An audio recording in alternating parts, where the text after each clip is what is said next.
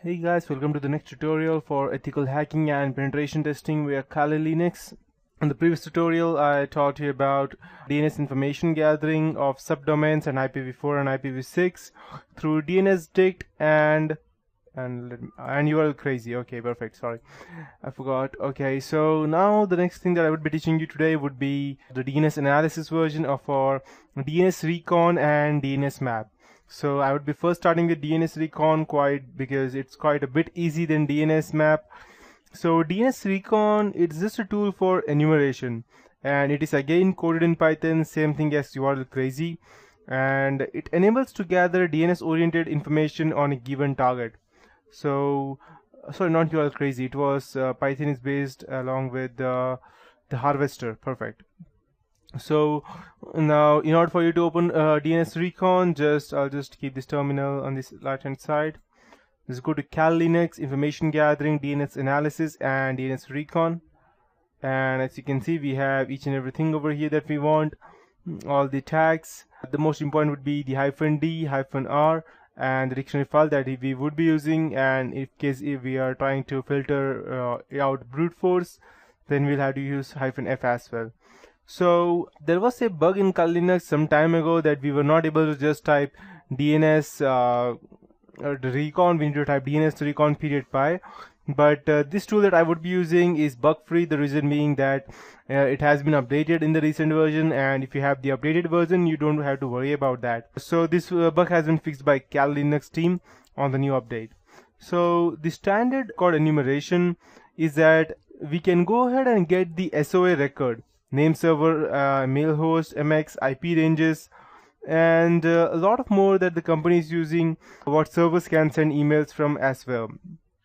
So I'll just go ahead and show you the DNSrecon version.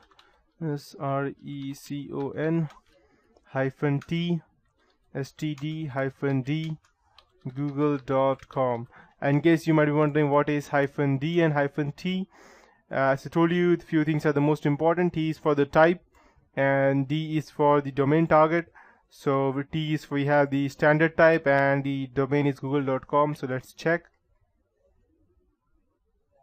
Perfect.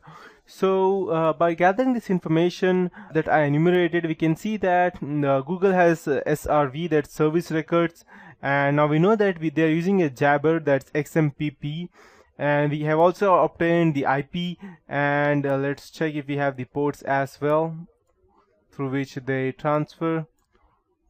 As of now, we only have the IP addresses except for this one. So we have the port as well over here, 31.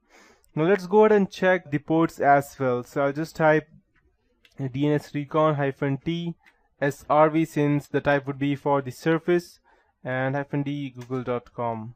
Let's check all these service records. Okay, so let's check. We have all the XMPP files. We don't have, okay, we have the port over here, that is 389. That's being used. Over here we have 5269. So we have all the information that we need.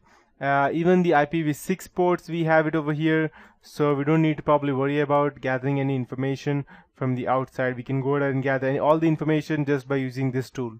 So now there's one more thing that I would like to teach you, that would be the zone transfer. There is a security problem with DNS zone transfer, and it is that it can be used to decipher the topology of a company's network, specifically when a user is trying to perform a zone transfer. So what it does is that it sends a DNS query to a list of all DNS information like name servers or host names, MX and CNAME records, zone serial number, time to leave records, etc. And due to the amount of information that can be obtained, DNS zone transfer cannot be easily found. So I'll show you an example as to how we can go ahead and try to do that. DNS -t AXFR and DNSrecon -t AXFR-d, and let's check for google.com if we are able to find anything for that. Zone transfer failed. Okay, zone transfer has failed for google.com. Maybe it's way too secure. Let's check for a random local Durgapur, the one which I tried previously. city.co.in. Let's check it for this. Okay, so zone transfer was successful over here. As you can see, these one were successful, SOA and NS ways. Okay, perfect. So this is how we can go ahead and see the time to live records as well as zone transfers. Now we have a top level enumeration as well, and what it does is that it shows the level domain name along with the IP addresses. So I'll just go ahead and type DNSrecon -t and TLD-D DNSrecon-T LTLD.com. Perfect. Let's go ahead and check what we get. This is for the top level enumeration. So we have the basic IP addresses. Okay, I believe we have lots of different IP addresses working under Facebook.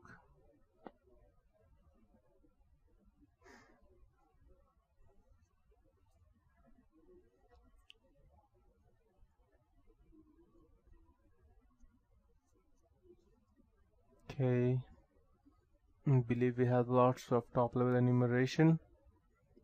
I may need to quit this because I don't see it anywhere near soon.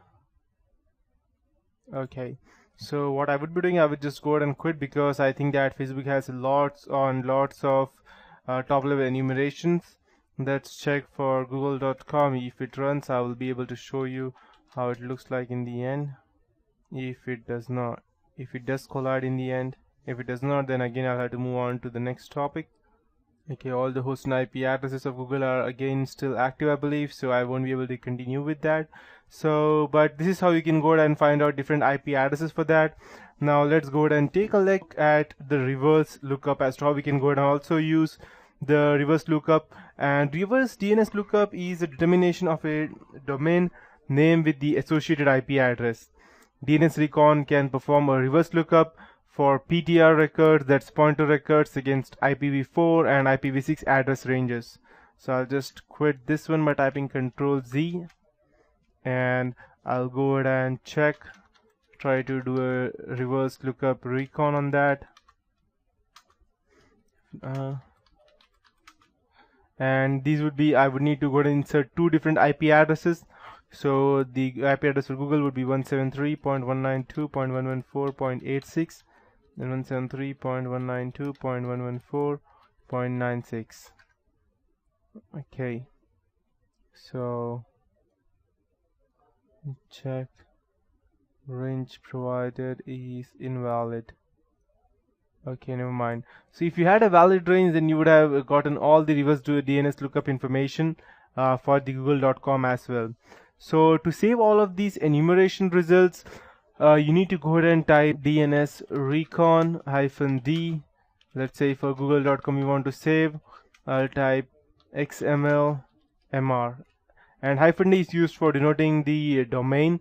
-T is used to specify which type you want of enumeration you want to use, as I was using previously.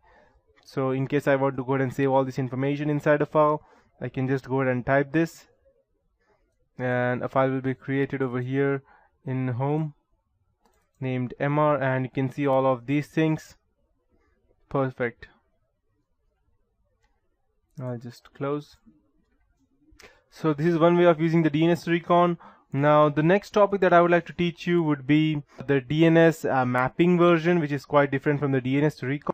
But that would be it for this tutorial. I'll be teaching that in the next tutorial. So once you have understood all of these 3 to 4 things that I have taught you till now, DNS mapping would be quite easy, and yes, I'll be showing you how we can go ahead and brute force that as well. That's it for this tutorial.